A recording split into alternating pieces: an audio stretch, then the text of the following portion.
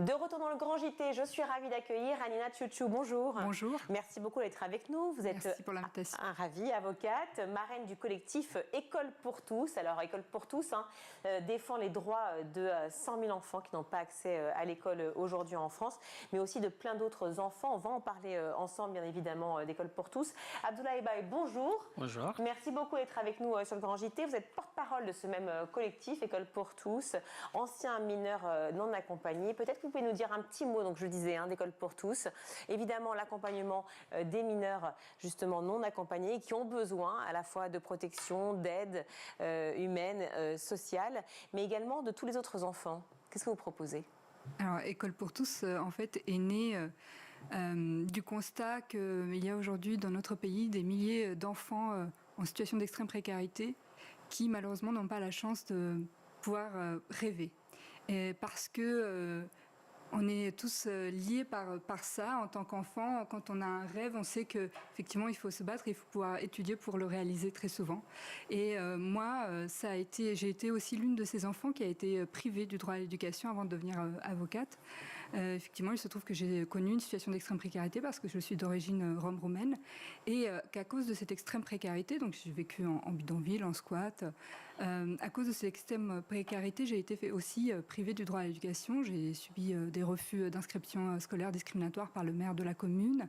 J'ai subi le racisme, le harcèlement raciste dans l'école. J'ai subi des expulsions habitatives qui m'ont privée à la fois du logement mais aussi de l'école.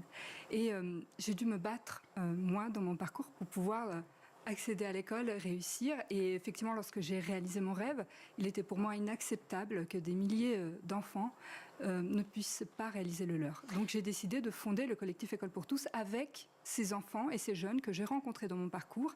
Donc le collectif École pour tous, aujourd'hui, il réunit justement ces enfants qui ont des aspirations et qui veulent se battre pour les réaliser pour eux, pour l'ensemble des enfants en France qui sont privés de ce droit d'aller à l'école. Donc il réunit des enfants, des mineurs non accompagnés, il réunit des enfants qui vivent en ville, en squat, en hôtels sociaux, il réunit des enfants qui vivent en aire d'accueil des gens du voyage et il réunit aussi des enfants de Mayotte et de Guyane.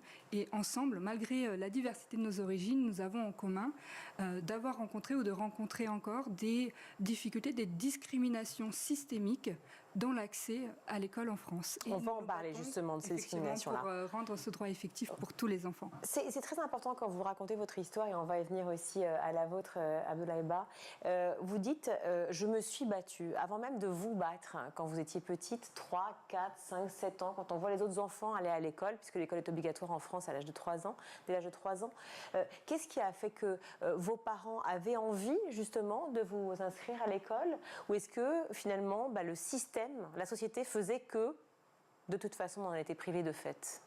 L'accès à l'école pour nous, et d'ailleurs pour ma famille en fait, a été le moteur même en réalité, en tout cas l'un des moteurs principaux du départ, je vous disais, de notre pays. C'est-à-dire qu'en Roumanie, en tant que minorité ethnique victime de discrimination systémique, mes parents, eux, ont perdu leur travail à cause de cette discrimination raciste.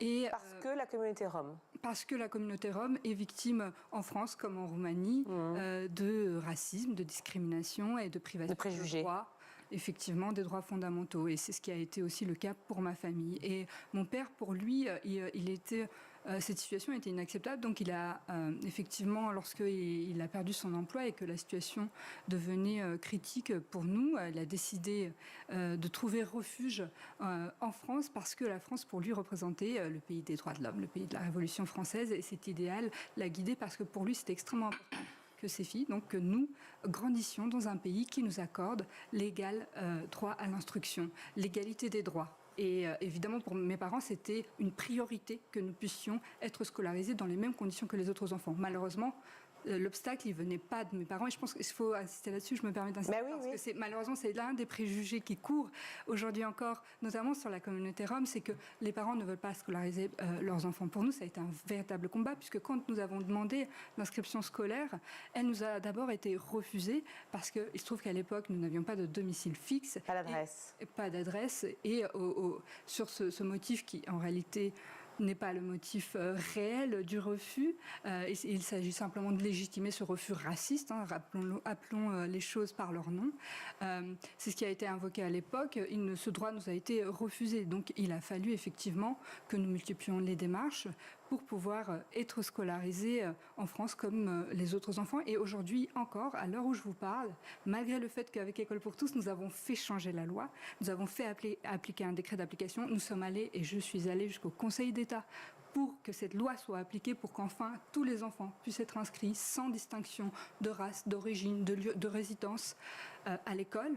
Et bien, malgré ça, il y a encore des refus d'inscription scolaire qui persistent dans de très nombreuses communes pour les enfants en situation d'extrême précarité et aussi notamment pour les jeunes mineurs non accompagnés. Alors venons-en justement à vous, Abdoulaye Ba, vous êtes aussi mineur non accompagné. Vous avez donc vécu cette période où vos parents ou peut-être votre famille, l'entourage lointaine, disons, mais avait cette idée quand même de aussi ce besoin d'éducation, cette nécessité de s'en sortir par l'école. Bah, évidemment, comme disait Anina tout à l'heure, moi je viens de la Guinée, c'est en 2017, j'avais 16 ans. Évidemment, je suis parti de chez moi, mon objectif de base c'était venir en France, aller à l'école, parce que je voulais aller à l'école depuis dans mon pays, mais malheureusement c'est un peu similaire avec comme Anina, c'est que en Guinée, l'école, évidemment, c'est pas donné, c'est pas quelque chose que... C'est pas gratuit comme en France. Même si c'est gratuit, mais en fait, c'est une question il n'y en a pas assez pour tout le monde. C'est-à-dire, un enfant qui est né dans les petits villages, ils ne peuvent pas se débrouiller pour aller accéder, pour aller en ville et tout ça. Ça a été des problèmes. C'est des problèmes réels qui existaient en Guinée. Donc, moi, depuis tout petit, j'ai rêvé d'être... Enfin, mon rêve, c'était de devenir informaticien, c'est-à-dire ingénieur en informatique. Et malheureusement, en Guinée, ils n'avaient pas la possibilité d'apprendre ni d'en pratiquer pour y parvenir. Donc, c'est l'une des raisons qui m'a poussé, évidemment, à partir. Parce que, pourquoi en France? Parce que en France, évidemment, comme disait Nina, c'est le pays des droits de l'homme où l'éducation, c'est un droit et non un privilège. Donc, mais malheureusement, j'arrive en France... je viens en France, pour moi, j'allais arriver, je suis mineur, et puis j'allais accéder à l'école. C'était comme, c'était un droit pour moi, pour les enfants. Et donc j'arrive, et tout de suite, la porte de l'école reste fermée pour moi, puisque j'arrive, ils me disent, quand tu n'es pas pris en charge par l'aide sociale à l'enfance, tu ne peux pas accéder à l'école. Sauf que de base, quand tu arrives, tu ne sais même pas que ces procédures existent. Ça, c'est un problème. Et du coup, quand tu entres dans ces procédures-là, puisque s'il existe, il faut les faire. Donc, quand j'ai rentré dans ces procédures-là, ça a pris des mois, parce que je suis arrivé en juin. J'ai commencé d'aller à l'école qu'en février-mars. Donc, ça a fait plus de 8 mois que j'ai couru par là. Et ça, je vais le dire, c'est pas grâce d'ailleurs à l'aide sociale à l'enfance ou même à d'autres institutions. C'est la chance que j'ai eue de rencontrer une famille qui m'a aider à pouvoir accéder à l'école, à pouvoir d'obtenir ce droit de rêver là qu'ils avaient perdu. Et à vous avoir justement un domicile, en fait, une adresse qui vous permettait d'aller à l'école. Est-ce que vous avez connu le même problème qu'Anina ou pas? Oui, certainement, parce que ça va de soi. Parce que quand on te dit qu'il faut que tu aies un titre légal ou en tout cas, la connotation, ça reste le même. C'est-à-dire il faut que tu sois une adresse, surtout soit un titre légal. Sauf que c'est le problème. Par exemple, c'est l'un des problèmes aujourd'hui qui rencontre plusieurs de nos membres qui font partie de cette association École pour tous. Donc, par exemple, à Rouen, c'est des jeunes qui sont là, ils sont dans ce processus de prise en charge, les recours qui sont très très longs. Et puis, comme je vous disais, les jeunes qui arrivent vers 15, 16, 17 ans, et que les procédures de prise en charge durent entre 8 et 2 ans. Donc ça réduit forcément la possibilité d'aller à l'école, puisque à partir de 18 ans, on te dit tout de suite l'école, voilà, c'est plus comme quand tu étais mineur, c'est plus une obligation. Donc, du coup, ces jeunes-là, ils sont confrontés avec ces problèmes-là, c'est-à-dire à l'école, on les demande de tuteur légal, sinon ils ne vont pas pouvoir aller à l'école. Sauf que l'administration, enfin le contraste, l'administration, en tout cas des prises en charge, les traite non pas comme des majeurs, mais les laisse au milieu. Vous n'êtes pas mineur, vous n'êtes pas majeur, donc... C'est une situation qui, en fait, est extrêmement grave en France pour de nombreux enfants non accompagnés, notamment de l'aide sociale à l'enfance. Combien sont-ils à peu près à vivre cette situation de déscolarisation et de non-protection de leurs droits? Alors, quand on parle uniquement des mineurs non accompagnés, je voulais juste simplement revenir sur qui sont les mineurs non accompagnés, parce que je pense que c'est important de le préciser. Quand on parle de mineurs non accompagnés, on parle effectivement d'enfants qui viennent solliciter la protection de l'enfance en France. Ça veut dire que ce sont des enfants qui ne bénéficient pas d'un tuteur légal, qui n'ont pas de responsable légal, qui ne sont pas accompagnés par leurs parents. Et l'État a l'obligation de les protéger. C'est juste pour poser un petit peu le contexte. Or, il se trouve qu'effectivement, des milliers de ces enfants qui viennent solliciter la protection de l'enfance et qui doivent être protégés, aujourd'hui ne bénéficient pas de cette protection. Et en ne bénéficiant pas de cette protection, ils se trouvent dans une situation d'extrême précarité, extrêmement grave.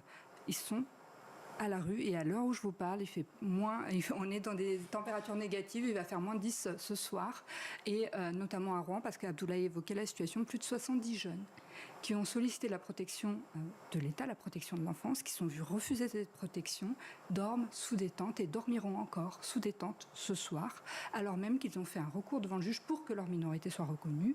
Et ces jeunes-là, en plus de se voir refuser le droit à cette protection, qui est un droit garanti par, d'ailleurs, la Convention internationale des droits de l'enfant, ouais. Et se voit également rejeter le droit d'être scolarisé au motif, effectivement, qu'ils ne bénéficient pas d'un tuteur légal, alors même qu'en réalité, à partir du moment où on considère qu'un jeune a besoin d'un tuteur légal, c'est bien qu'il s'agit d'un mineur, sinon un majeur n'a pas besoin de tuteur légal pour solliciter une inscription scolaire.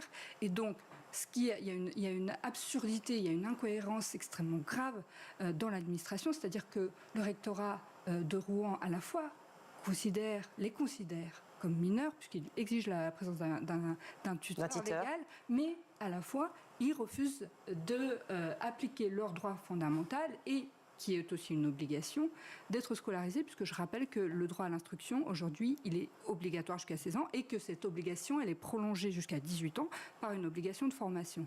Donc, c'est-à-dire qu'on est dans une absurdité, on reconnaît des mineurs, mais on ne leur accorde pas leur droit fondamental d'aller à l'école. Ils sont plusieurs milliers, vous me posiez la question, ils sont plusieurs milliers aujourd'hui à être privés de ce droit. Malheureusement, au regard de leur situation d'extrême précarité et au regard du fait aussi qu'ils sont privés de voix, et c'est aussi l'objectif du collectif École pour tous, donner une voix à ces enfants qui demeurent invisibles. Alors justement, Agnès, je vous coupe parce que comme on a peu de temps, je veux qu'on puisse aller jusqu'au bout des sujets. Le 11 décembre dernier, il y a eu un amendement une loi qui a été adoptée par l'Assemblée, très importante, qui justement vise à mieux protéger les mineurs non accompagnés. La protection, c'est évidemment le droit à la scolarisation qui est très important. Il n'y a pas que ça. J'ai aussi invité à votre place d'ailleurs un de vos confrères avocats avec qui on a parlé de ce sujet juste avant les fêtes, et il expliquait à quel point c'était important aussi pour notamment ces enfants-là, mais pour tous les enfants évidemment du monde, l'importance d'être protégé aussi par un avocat, d'être protégé dans ses droits, car un enfant n'a pas cette protection-là. Mais je ne peux que me féliciter, évidemment, et nous sommes très heureux de l'adoption de cette proposition de loi le 11 décembre dernier, parce qu'il s'agit en réalité de l'adoption d'un régime minimum de dignité pour les enfants qui sollicitent la protection de l'enfance dans notre pays. C'est un régime minimum, et j'insiste là-dessus, parce que en réalité, ce que garantit cette loi, et l'article 1er de la loi, c'était de garantir l'hébergement d'urgence durant la période de recours judiciaire, quand effectivement un jeune se voit opposer un refus de prise en charge. Il a la possibilité de saisir le juge des enfants pour faire un recours, pour faire reconnaître sa minorité et obtenir la protection de l'enfance. Pendant toute la durée de ce recours, aujourd'hui, ce qui se passe, c'est que la majorité de ces enfants se retrouvent à la rue sans aucune protection. Et donc ce que propose cette loi, c'est qu'effectivement qu'ils continuent de bénéficier d'un hébergement d'urgence. Mais ce que nous avons réussi à faire ajouter à cette loi, parce que c'était un angle mort, et c'était vraiment le combat d'École pour tous, c'est que nous avons ajouté un amendement qui prévoit que en même temps que ce jeune sollicite la protection de l'enfance, qu'il soit également scolarisé et que pendant toute la durée de ce recours, il puisse être scolarisé parce que c'est un droit fondamental qui doit lui être garanti. Et effectivement, cet amendement École pour tous a été adopté et c'est un énorme espoir pour nous et pour des milliers de jeunes. Adopté à l'Assemblée, ça ne veut pas dire que ça va être adopté au Sénat. Est-ce que vous avez un espoir sur la question, Abdoulaye Ba ?